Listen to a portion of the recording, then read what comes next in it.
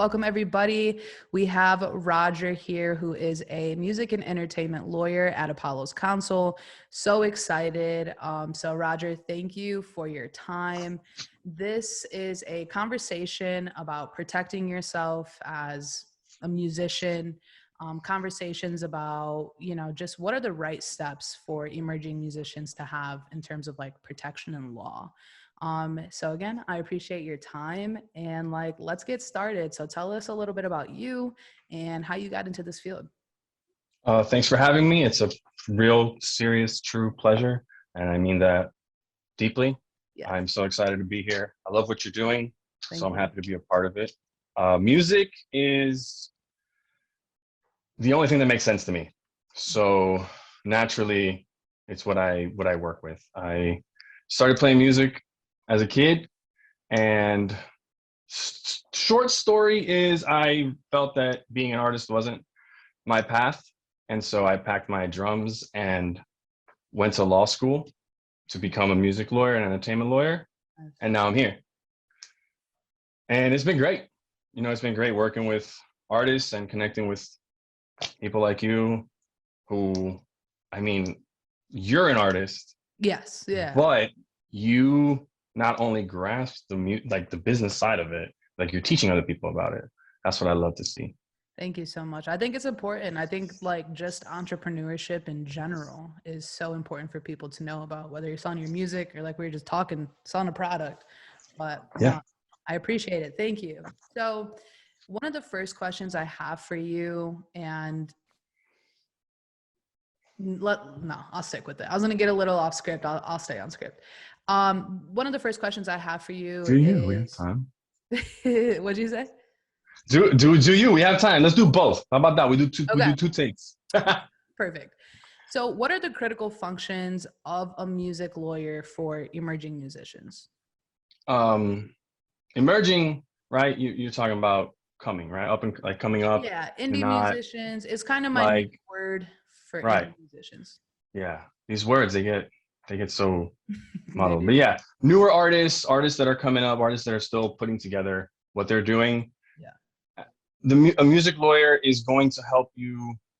It's going to help you build your foundation and educate yourself. Ideally, that's what they're going to do. That's going to be their role in your industry. I say foundation building because generally we understand that there are, two tracks that artists take, indie 100%, or you're trying to get signed to a major deal, right?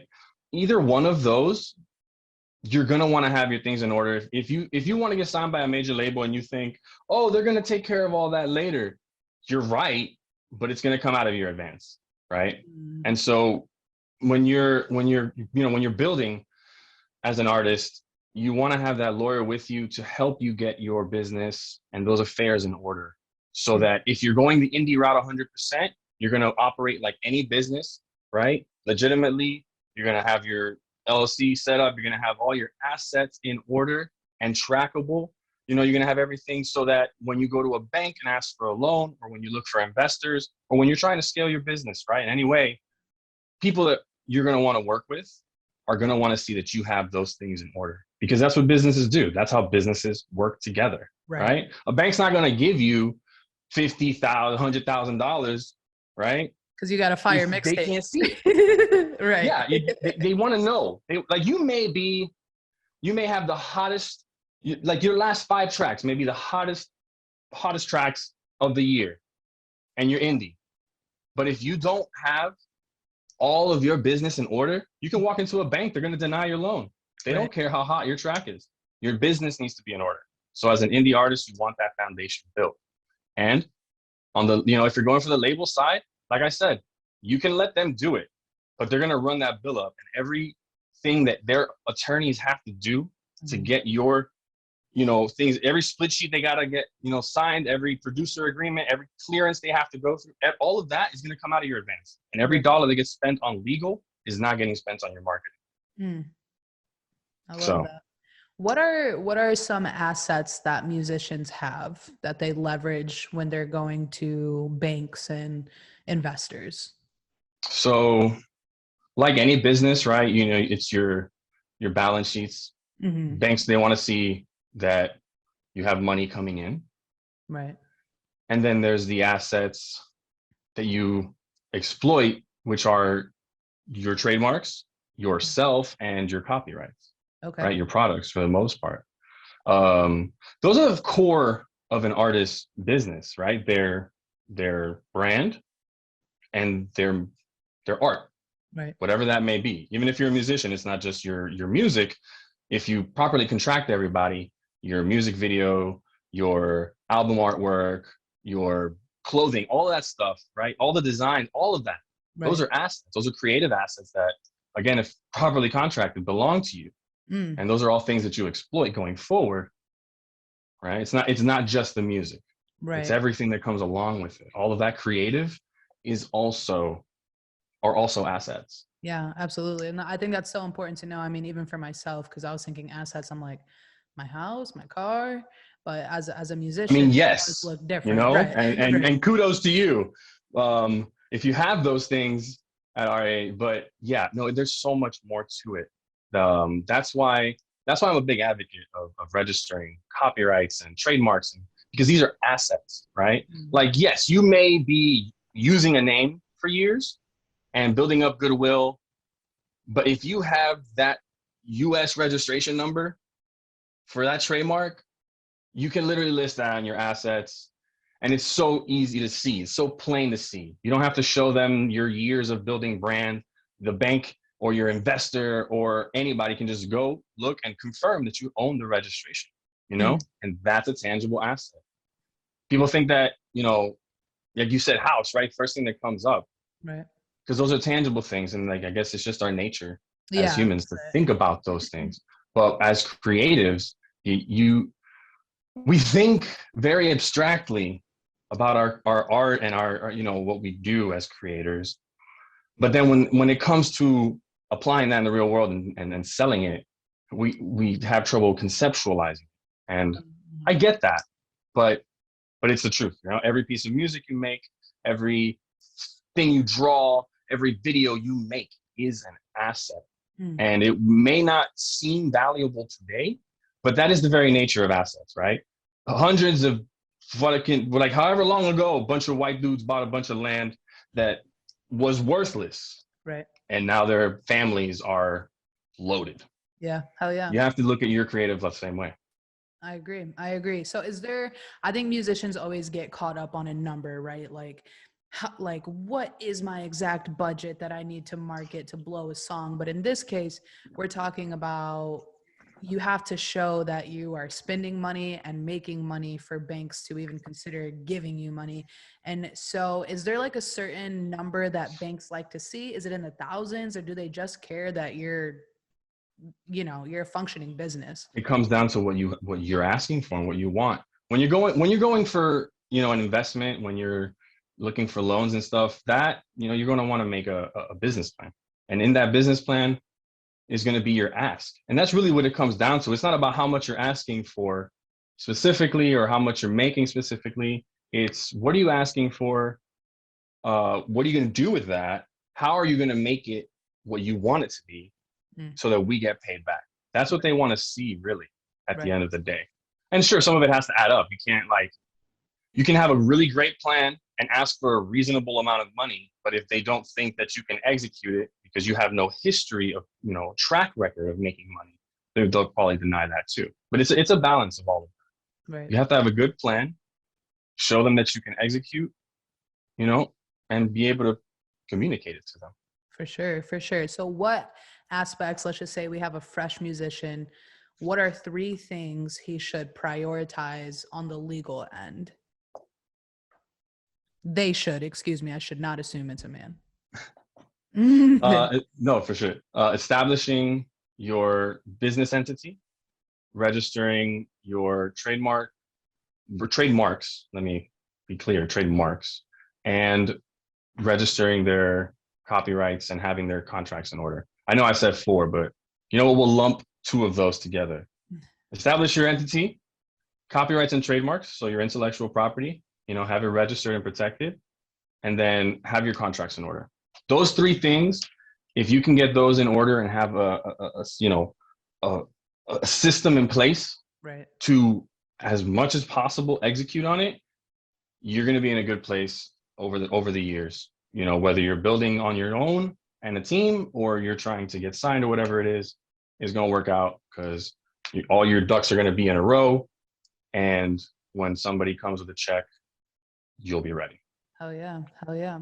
What are the key benefits of having a lawyer? And is it like, you know, do I get to choose my lawyer? Or do I usually just go to a firm and they assign me somebody based on the assignment? What's that Good process question. like? So I'll say the benefit, like the key benefit of having an attorney is that lawyers are obligated to only want what's in your best interest, right? That's, I think, like if we're being abstract about it, a lawyer has to have your best interest in mind, and everything that they say and do is supposed to be to that end. And that's hard to get anywhere else in any other aspect, any other part of your team, you know, managers, whatever it might be. None of them have the duty. None of them owe you that. Right. Realist, like that's the truth. Yeah. Right. Like if I don't give that to you, if I do things, if I tell you to do something, right, because it's going to benefit me, but I act like it's going to be for you, and then I reap it all, you know, I laugh all the way to the bank. You catch on to it, I could potentially lose my license, right? It's like Because a that's not social supposed to work. be about me. You have like a code of ethics to follow. We have to, yes. Like legal ethics are a thing, and we have to follow those. Your manager doesn't have to do that. Your manager doesn't have to, like, they can't lose their manager's license. There is no manager license, right? So that's the beauty of it. But you spelled that question out. Yeah, So it was a much little more. weird. So I there like was the like rest of it. one half and then the second half Yeah. of the question. I think too, like, because when musicians, especially emerging musicians who aren't entrepreneurs, who are literally just decided they want to be serious about music, I think when they They think of get a to lawyer, choose. they think it of very much in comparison to like criminal justice lawyers, Mm-hmm. right? And so Yeah. how is that process the same? Okay. Yeah, I mean, yes and no. All right, so people generally don't have a great idea, and this goes for fucking everything, right? People generally don't have a great idea of what it's actually like to hire an attorney Right. or to work with somebody in marketing and stuff like that, right? We just see what we see on TV and movies, but generally, you're not stuck with who you can get unless, for example, it's criminal and you can't afford a criminal attorney, and so you're stuck with whoever they give you. Gotcha. Right? In that case, you're stuck. Um, there's caveats there, like always, but I'm not going into that. Outside of that, there's just the ways that people find attorneys, right? And if let's say you know a law firm, let's say you have a friend and they don't practice your area, but somebody in their law firm does. So you might end up going with that firm, and you're gonna get stuck with that entertainment lawyer, right? Right.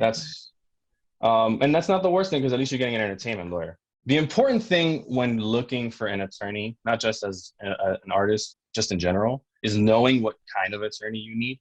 Mm. So as an entertainer and as a musician, for the most part, when it comes to your business dealings and your career, you want to look for an entertainment lawyer. You want to look for a music lawyer, somebody that understands your industry, Nice. right? Because there's a lot that goes into it that, unless you're in tune with it, you're going to miss and you might overlook. And that goes for others. Like, I would not hire me for your divorce, right? I wouldn't, because I mean, sure, at the end of the day, I can do things. I'll do research till my eyes bleed and I'll get the job done. But you're going to have a better time with a dedicated family attorney. For sure. Right? Same thing goes with entertainment and music. Find somebody that knows your needs and your industry, and you're going to get the best results most likely. How do you find them? Google and everything like that. You know, you're not stuck with whoever is there, but you do have to look. One thing I will say, let's say you're meeting with labels and you don't have an attorney, and you're like, do you guys know anybody? And they're like, yeah, we got these, you can go check out these people. Those are probably great attorneys. Right. And actually, I've met some of them that are like on the roster like that, and they're great attorneys. They really are. But you're not stuck with them. You don't have to go with their list of friendly attorneys. And that's what I mean. I'm a skeptic always at my core. So I'm going to negotiate against you. I'm not going to look at whoever you want me to see. Right, right. That's my nature. But again, very competent lawyers are on those lists. And if you want to go with them, you can. And if you don't have to. Just look for them, right? People ask me, like I got on TikTok and they comment, like, how do I find attorneys like you in my area? I'm like, I don't know. How'd you find me? Right? You just found my content. Look for more content or people in your area. Google it. Like, it's there, y'all. It's there. I agree 100%. Just Google it. Google. Hey, you'd be surprised what you can find when you put it in the Google search bar. I'm telling you. Yo, chances are your doctor, your attorney spends a lot of time on Google. Right. It's all about how you use it. You know, it's 100%. It's not so much the tool. 100%. It's the artisan. So I heard, and I don't know how true this is. I heard that if you are represented by a lawyer, that record labels have to review your music. Is that a myth? I've never heard that sentence. What do you mean? What do you mean by specifically review your music? Yeah. So I was. What do you mean submissions? Yep, submissions. Oh, no. Look, this is, as far as I understand, it's fallen out of practice a bit. It's still a thing. I don't do this. I do not shop music. That's just not my game, because first of all, I'm going to be upfront. I don't have the connections like that. Even if I did, I'm not in the business of propelling people to major labels. That's not my mission, you know? My mission is helping artists that want to build their, enterprises, build them properly and take care correctly. And if the majors get involved, it be a partnership, right? But yeah, that's not my game. It happens. They don't have to they don't have to review your music. The reason attorneys were, I know before, very commonly used to shop music was kind of twofold. One, as attorneys, we build connections. And so you're using somebody that has a connection, right? So that's more likely to get seen. And then secondly, you're going to come in from the sort of chain of title discussion where it's like, oh, but that sounds like mine. Are you sure? And it's like, yeah, I sent them, my lawyer sent them the music. I know they got it. So there's that aspect of it. Okay. But it's mostly the connection. One thing I will say is, like, don't pay attorneys to shop your music. I've seen plenty of situations where that money is a waste. Like, they'll send out some emails and that's it. And like, really, like, I mean, I'm not even like, can I really shit on them for that? Like, what else is there to do? But but essentially that's what you're paying for. And I think nowadays when people ask me to shop music, I'm like, dude, you're better off working with a manager or like a marketing or an agent, not an agent, a publishing admin, right? Yeah, for sure. If you work with the right publishing admin, not only are you not giving up rights to your music, you have somebody administrating your catalog, and if you get the right one, they're going to shop your stuff around too for placements that you wouldn't have gotten otherwise. I think that's the best way to shop your music, personally. Awesome. Not by paying an attorney. Okay, cool. Now, if you already have an attorney and they're dope and they're like, hey, you know what? I'm going to send this over to somebody. That's different. That's dope. That's cool. Right. That's just your attorney leveraging their contacts to help you. That's fine. Awesome. And the reason I ask is because, again, like, I was in Nashville and I had heard it 2 or 3 times. People were like, everybody says to get a lawyer because, record labels have to listen to your music. And I was like, this just I never heard that. Yeah, I was like, this just sounds wrong. But I mean, if that's the case, you should, like, every artist should just become a lawyer. Right. And then send out their music. To everybody. That is hilarious. Okay, so what are surprising things musicians may be unaware of if they are not represented? So I have a few things that I could say to this. All right. So first one's going to be self promotion, right? Attorneys are investments, y'all, not expenses. Like, sure, on the books, we are an expense, but the reality of what we do and the value that we bring, the right attorney brings to your team, is that we're an investment. You know, like what you spend on us today isn't gone. The benefit is reaped in the future. And that's just the reality of our service. Let's see. The next one. It's you guys would be surprised how easy it is to get screwed over, even when you're insulated by a team, like a manager or something like that, right? I have a story time for this. I had a client. Oh, yeah. This was like a year or two ago, and so everybody was still trying to adjust to quarantine stuff like that, and so everybody was talking Twitch streaming, right? And my client hits me up really excited. He's a producer, and they're a producer. And they're like, "Oh, there's my manager got hit up by this Twitch agent, and they want to manage my account. They're gonna whatever." And I was like, "Okay, send me the contract, and I'll look it over. Let's see what's up." And when I started looking at it,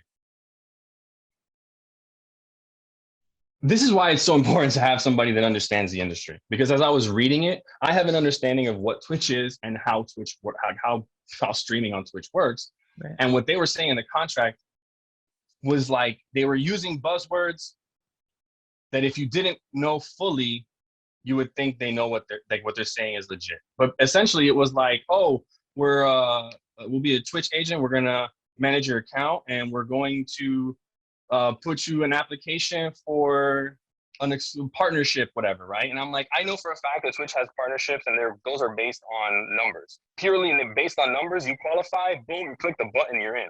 Right. This does not require any sort of agency or whatever. And that person was going to get 50% of their Twitch money forever. I was like, what? And so this isn't like, I mean, the manager was an intelligent person, but they still got fooled. It's the lingo. Right? Yeah. And they do it on purpose. It's the lingo. And it's, dude, like with every new piece of technology, with every social advancement, yada, yada, for every one of those, there's 100,000 people trying to leverage that into a scam. 50% of those target artists and dreamers. Yep. You know? Yep. That's just it. That's been my vibe lately, because, you know, the reason I created Creators Club was because I saw this coming. I saw the major shift happening, and I wanted to be a platform that was like trustworthy, because I knew in the rise of all this, there would be a lot of ones that aren't. But I do think that it is important to, I lost my train of thought. I lost my circle back. It happens. It happens. Yeah, my bad. That's the creative mind. But no, like what you were getting at though is 100% true. Like when things change is a big opportunity for shitty people to take advantage. Yes. And if you have good intentions and a vision, in the words of Uncle Ben, you know, you have a responsibility to execute on that, I feel. You know, if we're gonna be soft about it and dreamers, I think, yeah, you have a responsibility to go out there and prevent that kind of shit, because it's easy. You know, not everybody's like you. Not every artist is like you. Not every artist looks out and has like that acumen, and it's twofold. And it's, you know, it's not some innate thing. It's not like you're some like alien form of human artist you just know things and you apply it. Right. Not everybody knows it. Not everybody has access to that information. Yeah, you know, 100%. Okay, so do you have any advice for musicians? Usually I like to say, like, what are your top 3 tips for musicians within your role? So my best legal advice isn't even legal advice. The best way to not get screwed over is to know yourself, know your worth, where you want to go, and how you're going to get there. Okay? Because the easiest person to take advantage of is somebody who's wandering and willing to do anything to make it by somebody else's standard. Yep. And those are... Pay attention to that last part. Yep. Okay? because it's an easy example, so I pick on it, but it's just what it is. Like, you want to get signed to a major label, let's say. Why? Let's just start there. I'm not even like trying to be a dick. Real question. Why? Is it money? Is it whatever? The only reason to sign to a major label is if you want to be a household brand and name. Literally. Right. That's the only reason, because that's the only thing a major label can offer you that just literally starting a business won't. That's it. That's it. That's why Chance the Rapper isn't a household name. He's the fucking, like, he's arguably like what, biggest indie artist still? Yep. Am I crazy? I mean, I would say so. I'm not old. He's still the biggest indie artist. Yeah. That's just it, right? But he's not a household name. Right. That's the difference. That's literally the only difference. Yeah. So if you see Chance the Rapper and you're like, yeah, I fuck with that, I wouldn't mind having that. Okay, then you don't need to chase the major dream. Right? So if you are chasing it, but that looks good, then you're not, what you want and how to get there aren't lining up, and you're going to get screwed over somewhere in that. Right. And I think the mistake musicians make is they mistake dollar signs for freedom. So yeah, that label is going to give you $1 million, $2 million in advance, but you don't get to do what you want. You don't get to have the creative freedom that you had all of these years building up to it. And that's really like, if I could just continue to push a message, it's like, yo, money, chill. Like, it's gonna come. You chasing that $1 million advance that you'll probably get $300,000 out of at the end of the day, like is not worth all that you're. That's 100% for their attention. That's 100% true. You're right. You're right. I mean, look, let's not be crazy here. Money is freedom, but a major label advance is not money. It's a loan. It's a loan. That's do you know how those break down usually? So like, let's just say a major record label signs a new artist for 1 million. Yeah. What is usually half of that at most would be an advance. Right. At most. So like when you hear somebody got like $1 million advance, that $1 million did not hit their pocket at all. Right. At most, half of it will hit the pocket, but still not even yours. Half of that, if you had already started working with a label before that, right, and you have like that as an intermediate, that they're gonna get half. Let's say you just have manager's gonna get a piece of that. So $1 million easily breaks down to $200K in your pocket. Yep. And do you know, is that is the advance taxed right away? So it is income. It's not, so it's a loan at the end of the day, but it is income. Right. Because it's a loan in the way it functions at the end of the day, right? But it is not a loan on paper. And so it is considered taxable revenue. So not only do you get your $1 million tax, which if people don't know, the highest tax bracket is what, 40 something percent, 46 or something crazy like that. So not only do you get your $1 million advance taxed, but then also you got to pay back on the full $1 million that you didn't even get because it got taxed for pretty much half of that. Am I right? Well, no, because if the money's not coming in, then there's nothing to tax. So it's the portion that's coming in under your name. Okay. Yeah, that makes sense. It's the portion that comes in under your name, right? And then everybody that gets their pieces along the way has to pay their tax. Right. So like you're not going to pay you're not going to pay your manager's portion on the tax. The manager will pay their taxes on that because it gets broken off to them. Gotcha. But still, that's not all going to you, and you're in the hole for all of it. That's the thing. You're in the hole for all of the money. Yep. You know. And what happens if you don't? What happens if you don't as an artist? Because also another thing I feel like we forget as musicians chasing the dream is that only 1% of even top major record label talent are the ones who are household names. It's like the NFL. It's like the NBA. You can only name about 25, but you know what I mean? No, you're right. And so my question with that is what happens if you get shelved? And you don't really have the opportunity to pay back that $1 million advance. Is that something you owe them just as a regular civilian when the contract is done? You don't owe them in the sense that like they can't send you to collections. right? Okay. So it's not in that sense. That's where it's not alone. They can't send you the collections for it. If you're not bringing in money, you're not bringing in money. Right. That's that. But you can't be an artist anymore because they own the right to put out your, anything under your career. And that's the problem with getting shelved, right? It's like Toy Story, when the toys get shelved and they just sit there. Literally. You're still a toy, but you're not, no, you can't play. No, that is a crazy, I've never thought about that. So basically you're gambling your whole entire artist career signing with a label because you're not even sure if they're going to take care of you the way, your music needs to be. No. Let's be clear. They're not going to take care of you in the way that you think. That those 1% artists that do get signed, like, so what? 1% of artists get signed to a label. 1% of those become household names. Right. Those 1%ers of 1%ers didn't make it because the label itself did everything. Labels are platforms. If we're being real, they are platforms with money. They are investors with connections, but you still need to leverage it. I was working with a client of mine. They're a manager, and their artist was getting signed to Columbia. And I was working with them, and they have to do everything still.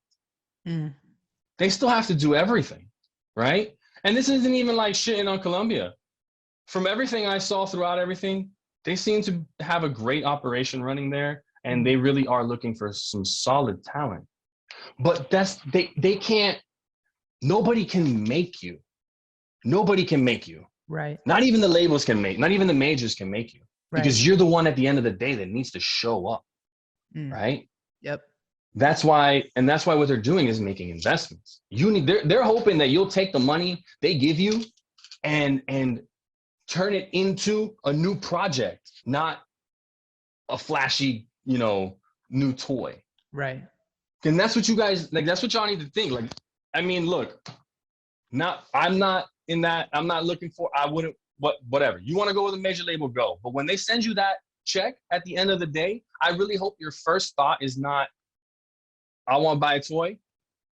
I really hope your first thought is, how do I make this more? How do I turn this into more? All right.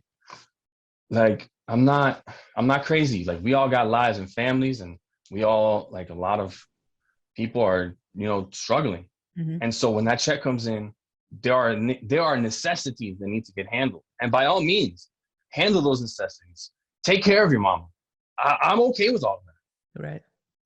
But what's left, you need to reinvest in you. Right. I think what happens is that a lot of people, when they get that deal, think it's like, they think that's it. They think that's making it. That's not. That's literally the beginning. Like, you were just trying to get into the league. Right. Now you're in the league. Yep. Time to ball up. Like, Yep. that's just it. You need to come hard when you get signed, 100%. Because they're not going to do it. And they're I think that's what they can't. I think that's what, if you've probably seen it. It's like the viral TikTok of Billy saying, like, what are industry babies? Because as far as I'm concerned, like, you motherfuckers have it all twisted, because at the end of the day, the likability and the talent of an artist is going to rise to the top. And it is weird because, like, I think we're in this phase right now for emerging musicians where money can get you into that league, right? But once you're back in the big leagues, then you still got to have the talent, the work ethic, and the likability to become the 1%er of the 1%er, like we were just talking about. And so it's a process, man. It's not this flashy fucking, let me record something and blow up overnight. It's just such a huge misconception. And like you said, my fear is that so many young creatives are being taken advantage of because we're dreamers. They are. No, they are. And, it's in some ways it's self-imposed. We try our best to be our own cheerleaders, but we self-sabotage all the time, right? 100%. Yeah. So it's hard. And that's why I'm so weary. And that's why I really love to tell artists like, yo, be careful and be ready, you know, because they know what they're doing. And you might be like, oh, but this is just pennies to them. It's like, yeah, well, it's pennies to them and they know that. And it's your whole life. And they know that too. So do it right. Do it right. Like don't think it's a joke, because it's not. It's not a game. Damn, I love shit. Right after you said that, I was like, fuck, that's gonna be a great TikTok. Let's get it. I mean, I don't know, man. I'm really passionate about this stuff because like I get what it is to want it. Maybe not to a certain extent, in some sense, but like, I mean, I guess I grew up playing music. I didn't keep doing it because realistically, like, then this is more the long answer of that. Yeah. I grew up playing music, and I also grew up with a bunch of undiagnosed mental health issues and insecurities to go along with it. So I look back on what I was doing. I was like, you weren't that bad. You know, you were progressing. You were pretty good. Getting better, right? And I didn't see it. And so I changed directions. And that's not to say that I regret it, because quite frankly, I think I'm in the best position I can be in right now. Because I think I have a particular set of skills that I think are better used on this side of the industry, at least for now. I love helping artists see their careers in ways that they haven't or didn't before. Yeah. You know, because I can do that, because I see these things in a certain way, but I also understand their perspective, and so I can put it into terms that resonates with them. Hopefully. 100%. 100%. I mean, I love your mission of just having musicians consider themselves businesses by all costs. Like, that's just facts. I mean, that's just trying to help people come to terms with the reality. Facts. Yeah. Right. Right. You need to get that. You get it. I had another question for you, and it slipped my mind again. Damn it. That's great. I mean, that's the beauty of editing. You just like cut this back up in whatever order you want. I know, it was such a good question though. I hope it comes back to me because yep, here it is. So for musicians getting themselves like to be a business entity, they all get confused. Sole proprietorship, LLC, enterprise, what's best for them? Okay, so I think the core confusion starts right at the beginning, right? Like when I tell you guys to start your LLCs, I'm not telling you to start your LLC for the tax benefits. You go talk to an accountant for tax benefits, okay? Talk to an accountant about tax benefits, and they're going to tell you that your tax benefits only come in after you make a certain amount of money. Don't ask me what number that is. I'm not an accountant. But it's like tax benefits and, you know, let's expense this and write off all of that. All of that really only makes sense after a certain amount of money, because as a sole proprietor, you know, a sole proprietor versus somebody with an LLC getting tax passed through, y'all getting taxed the same way pretty much, right? Right. And then the accountant's going to tell you that. The reason I tell you guys to start your LLCs is the liability protection, right? The limited liability. That's why it's called a limited liability company. Okay, that is what I care about. That is what I want y'all to care about. Fuck the tax side of it. That's what your accountant is for. They're gonna sort that out. Okay, I want you guys to understand that what you do every single day exposes you to liability, not just as an artist. You walk outside right now and you throw a rock without looking, you are exposing yourself to liability. Did something happen? Did you hit anybody? No. Okay, great. Nothing happened. Cool. But in that moment where you threw that rock, you were exposing yourself to liability, right? So when you hear on like TV, Wall Street, people talk about exposure. That's what exposure is, right? When you're overexposed, it's when you have too much liability hanging around. That happens every day. You're building up liability every day. Every time that you go on YouTube and you take a beat, you're exposing yourself to liability. Right. Every time you slip a sample in there that's not cleared, that you think is slick, you're exposing yourself to liability. Every time you hire somebody to make a music video or produce a beat without giving them a contract, you're exposing yourself to liability, right? When something goes wrong throughout all of these endeavors and you get sued, if you don't have a company established, an LLC or a corporation, you're getting sued directly. And so not only is everything that you've built up through your career and business exposed, but if you've managed to build up your own little personal nest egg and maybe you bought a house or maybe whatever, that's exposed too now, right? The way to protect that is through registered companies, right? Established companies with proper paperwork, okay? If you have an LLC, you want to have your operating agreement. Corporations have bylaws, right? So that you establish all of that. And let's say you get sued for stealing, for a sample, but you have everything done properly and all of your music business and dealings go through your business and it's done properly, right? When you get sued, whatever is personally yours, whatever you made from, through time, that's gonna be protected unless you commit fraud or something like that. There's no protecting you guys if you commit fraud. No amount of LLC protection will, like if you personally committed fraud, right? It's called piercing the corporate veil. They're gonna get through your company and they're gonna sue you too, and they're gonna get that money from you directly. But if you're doing things properly, if you're doing things with the right intentions and you're not trying to, commit fraud, you're not trying to sue, when you're just doing things properly, if something goes wrong, you're not exposed personally, just what your business is.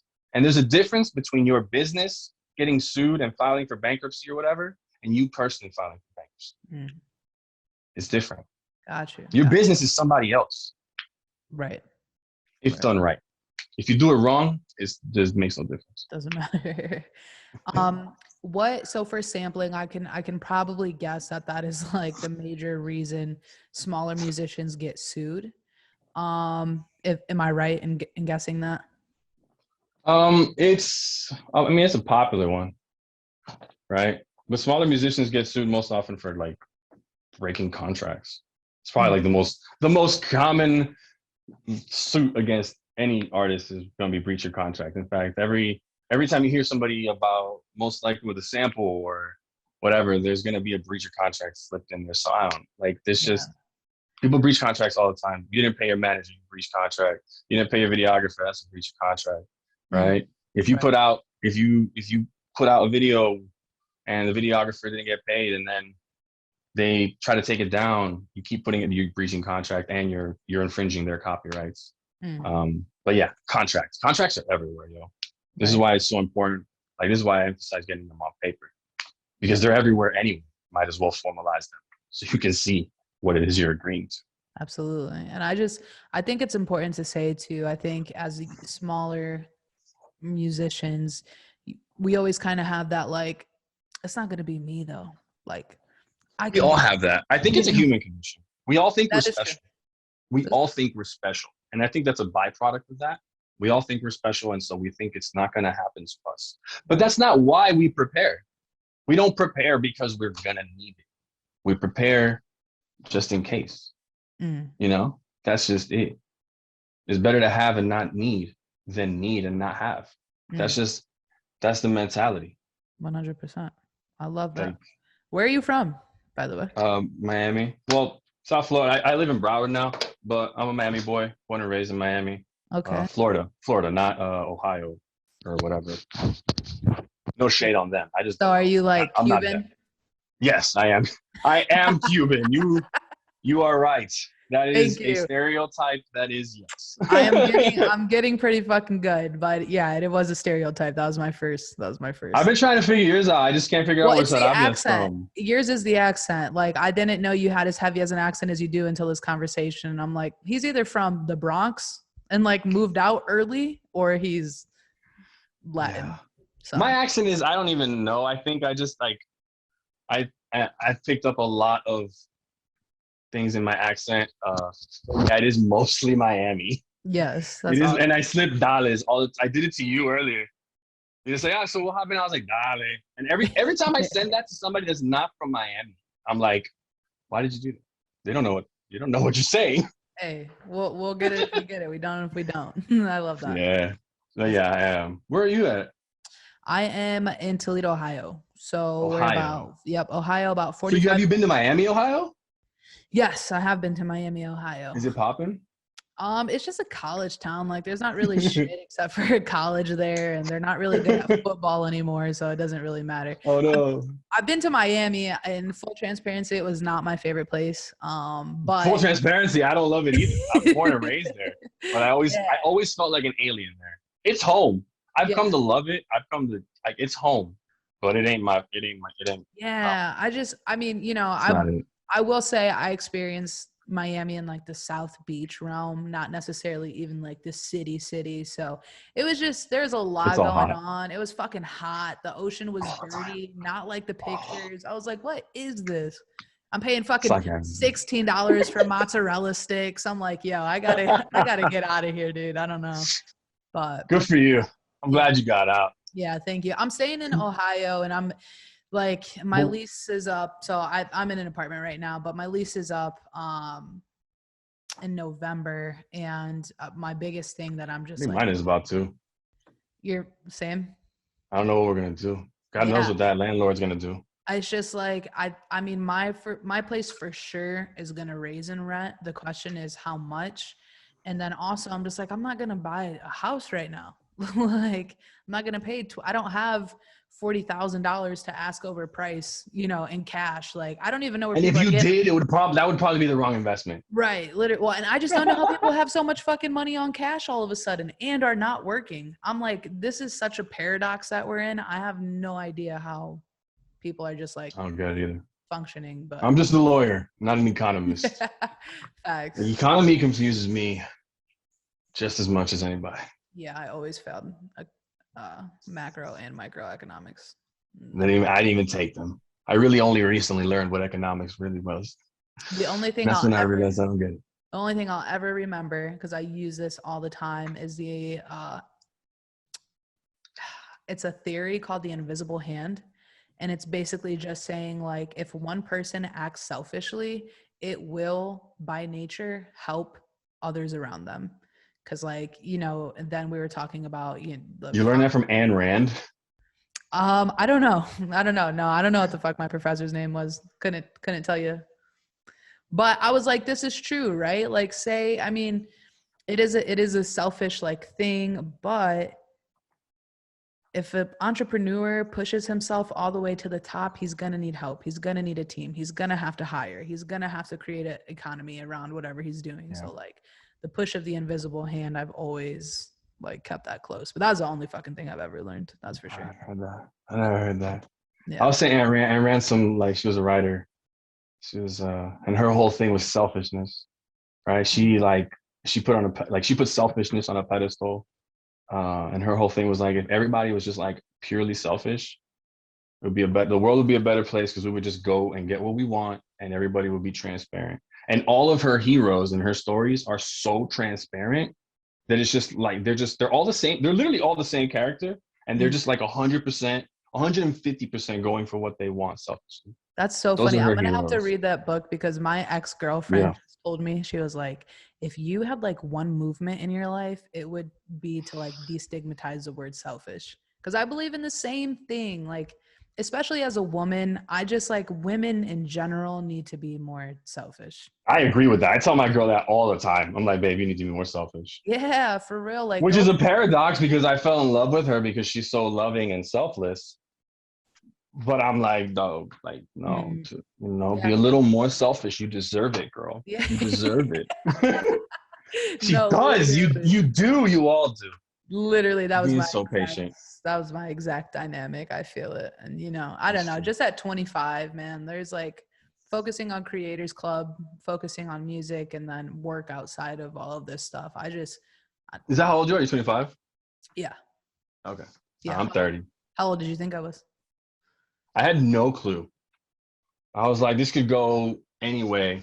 Just like Yeah. I find you very ethnically ambiguous. Sarabia, I can't put a pin to it. I'm sure it's some sort of like South America maybe, but it could also be a white name. I couldn't put a pin on that. Yeah. So I'm Mexican, actually. Okay, there you go. People always, though, like if I were to probably like take off, I just have some looks where I look Arab as fuck. So I have people that too. always It's think I'm it's the bags and my Yeah, beard. I maybe don't know that's what about it you, is but for me. yeah. Like maybe it's the bags.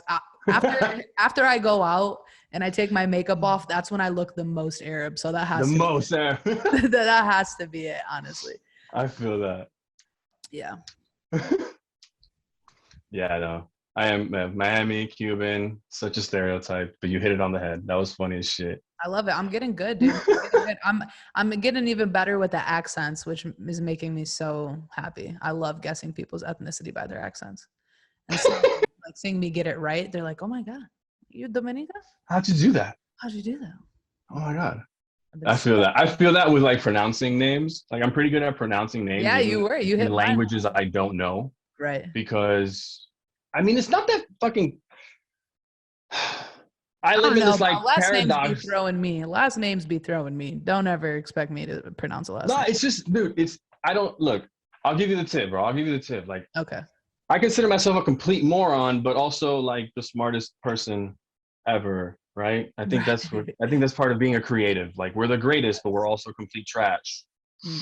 I don't think pronouncing names is really that hard. You just got to get out of your language Mm. and your accent. It's really if like living in today's world, unless you are just living under a rock, you have been exposed to other accents, you have been exposed to other languages.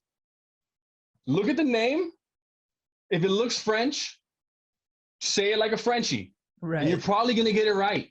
If they're Haitian, say it French is probably French, Right. right? That's it.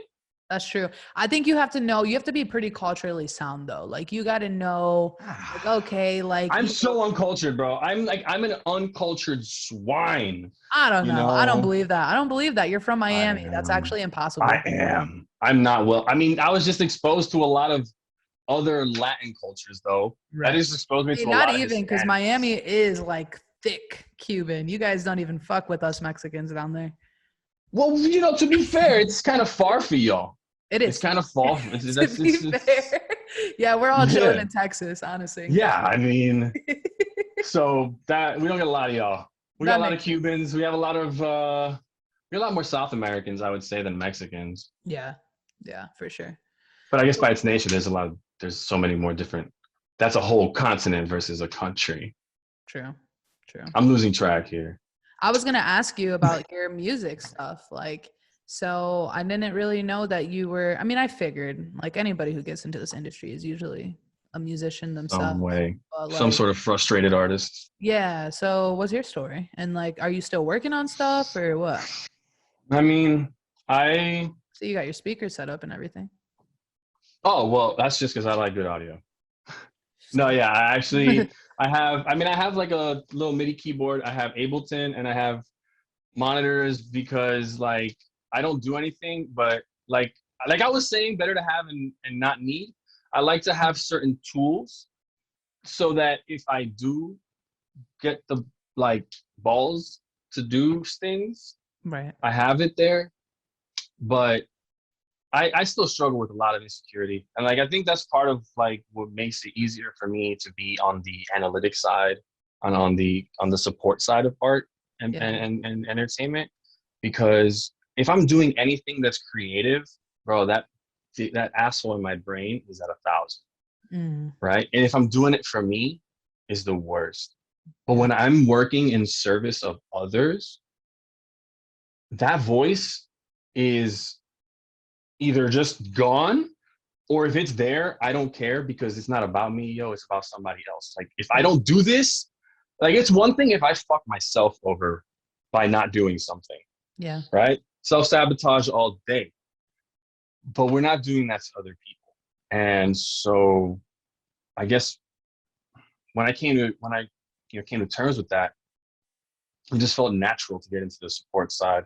And I haven't really ever gotten back. I've never gotten back into music the way I was It is different. It was like I was like, what? I started playing. Let's see. What's my day one story of music? I'm Cuban, so I grew up around salsa music, and that was Mm. salsa, merengue, and all of that was my introduction to to music.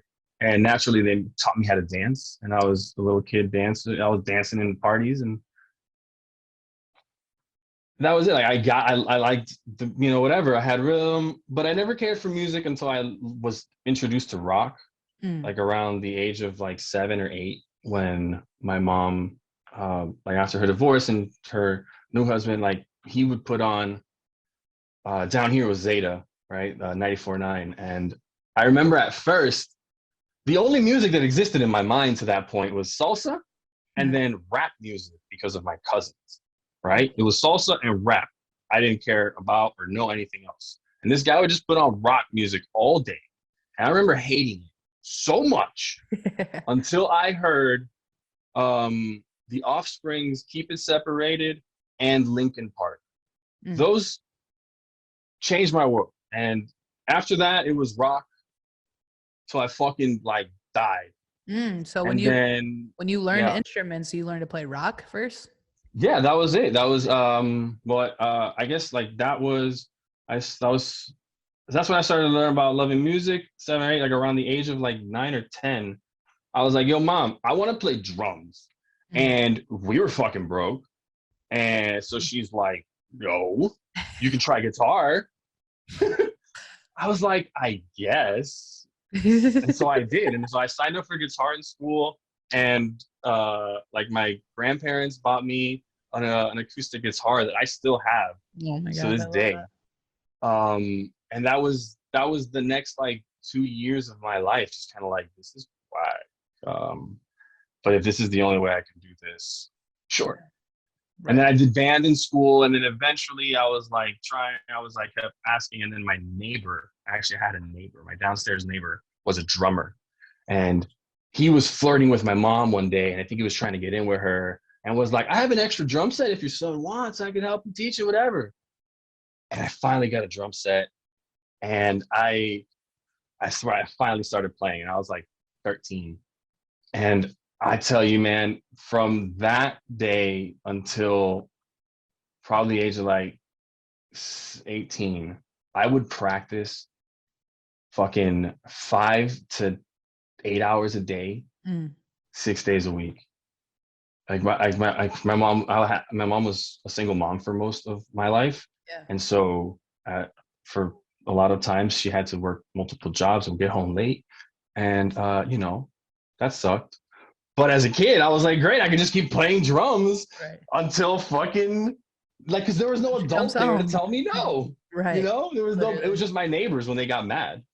But Right. fuck them, right? That's what I was like. I was an asshole. I was like, fuck them. Yeah. And then there were other people that would be outside cheering me on.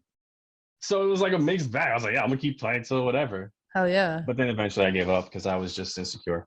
Did And you, that's the sad part of the story. it's just like how you were saying earlier too. I was thinking because I've been like I've decided not to, but when I first was starting Creators Club like last year, I was like, I think my brand is a little too complicated for people to understand that I do both. Like I'm the developer of this thing and I also create music, and I was confusing myself. And honestly, I was just like, I've talked to my therapist about it, and I was diagnosed with bipolar too. So my brain Oh, always tends to go to extremes. It's like either this I or know it's that that. world. And she was just like, dude, how about and instead of or? And I was like, Therapy's the shit, bro. bro, I swear to God, I was like, how the fuck did she say 3 words and change my whole life? Like, Therapy is the shit. That's just worth every penny, bro. yeah. And Oh, since then, I've just been like, for me, music at this phase in my career is most definitely an outlet. It's like something I do for fun, something I do for a release. But it's always a part of me. And like for me to just shut it off and like it wouldn't even fucking feel natural. You know what I mean? yeah. So it is that, but that sabotage and that insecurity of creatives, I feel like is the death of most careers for sure. Yeah. But this is why like exposure and like seeing other people go through it is so valuable. Like I swear if I had TikTok as a child, and I could see literally all of these other artists having the exact same thoughts I was having, which is, I'm a fraud. Everything I make sucks. I don't know what I'm doing. Those three thoughts, as somebody with like undiagnosed depression and ADHD and God knows what else, those things were real. Those things felt real. Yeah, you know, they were nails in the coffin for sure. they really were. And so it would kill me. Like, I would meet artists and they'd be like, oh, I feel the same way. You know, you just gotta, like, you know, you just gotta put it out. And I would look at them and I'd be like, look, I know what you're saying, and I respect what I trust that you run. But the difference between us is that those thoughts stopped me and they didn't stop you. You know, Right. and that was something that I wish I'd known, like how really deep seated the insecurities are of all creators. Yeah. You know, I didn't see that because I didn't come from a creative or musical or artistic family at all. I came from a family of immigrants. Yep. Who were just like, work till you die so your kids can work till they die. Yeah. But make more, you know? Right. And so I didn't have that. I didn't grow up around entrepreneurs. I didn't grow up around artists. And so I had no reference. Yep. I had no reference. And so all these insecurities were in a vacuum. Even in school around other musicians, it was just different. It's just different. Like we're kids, we don't know how to communicate half the time. Absolutely. So I couldn't find that community. But even like still, it just, I love that story. I resonate with it so much because that is legitimately, so like being from Toledo, Ohio was the whole entire reason I created Creators Club, because I was like at 19 or 20 years old when I was making music, like I was pretty fucking good. I was selling out shows and breaking records and getting on radios and things like that. But I didn't have community. I didn't have anybody doing these things before me that I can reference to. And like at that stage, I always tell people there's a lot of times when I blew like $100-200 on something that I thought was like, you know, the next big marketing thing. And as a 19-20-year-old kid, that was like my fucking paycheck for half the month. Yeah. And I wanted to create something where like, no matter where you are, if you're in fucking buttfuck Iowa, you still have access and everything that you need, you know? And so it's good to know what people from Ohio point to. Like if you're from Miami, it's like fucking middle of nowhere. What, Ohio? People from Ohio are like, where are you from, Iowa? Hey, listen, bro. If I showed you the outside of this, you'd be like, that's Ohio? Like, yeah. But I showed you the outside of this, you'd be like, that's Florida? It's whack out here. Florida's whack. Florida's so flat. Bro, Florida's so we're the flattest fucking state. We're the flattest fucking state. Fuck out of here. We're flat and underwater. You got us beat there. You got us beat there. That's facts. That is facts. I don't know how people actively choose to go there knowing hurricanes are coming all the time. Bro, I don't get it. I don't get it. I ask my family this all the time. I'm like, listen, I respect and appreciate everything y'all did to bring the family to a better country. Yeah, but why the fuck here? Like, yo, you crossed the ocean. Fucking take a few extra steps. Might as well. Why are you stopping here? Fucking, they stayed here, bro. That's so funny. And they capitalized. To be fair, it's like Miami is little Cuba. Yeah, absolutely. Absolutely. It's little Cuba. It's a birds vacuum. of a feather flock together. I mean, people go into their own little cohorts naturally anyway, you know, just like New York has like Chinatown and all that shit. It's not all great though. That's why you meet a lot of like, if you like Cubans from Miami, or white Cubans from Miami are so much more likely than other Hispanics to be just like so racist and shit. Like, I can see that. I can definitely see that. And they blend in. You know, they blend in. What is it like? I think statistically, I think Cubans are they're the most represented minority in politics or some shit like that. I don't remember exactly. Really? That makes sense. I think Cubans are one of the most represented minorities, if not the most. You know, not to get into this conversation, but I do think Cubans really do tend to have that white complexion that lets them be ambiguous between. Oh, it's the colonizer. It was a small island. Right. And the white really spread. It really spread. Yes, yeah. And then they came here and What they a had the great way to put minority label, but you know, a lot of them still blend. Yeah, so your name is Marco Rubio, but you look white, whatever. Right, literally. So, That's hilarious. yeah, it's a dangerous combination. It is. Well, I appreciate your time so much, dude. It was nice to be able to hop on here and like just talk to Sure. you, and then like establish a connection. And thank you for all the advice Of course. and all of the tips and everything like that. Is there any last things that you would like to say? I kind of said it before because I thought that was the end of the questions, but I guess I'll revisit it. Like for real, y'all, like know what you want and know your worth. So when you sell things or yourself, you're getting a fair price. You're not getting dicked. For real, self-awareness is key. Like I'm telling you, I don't have a legal trick up my sleeve to give you guys. That is going to help you more than anything. Know what you want. Oh yeah. That's it. All right. Well, thank you so much. I will be posting this within the week. Okay. And Send it over the files, please. Yeah, hell yeah. I will also send you over like little content clips I cut up and everything like that. So you'll be all in the loop. So I appreciate you. All right, man. I will talk to you soon. Talk to you soon. All right. Peace. Have a good one. Bye.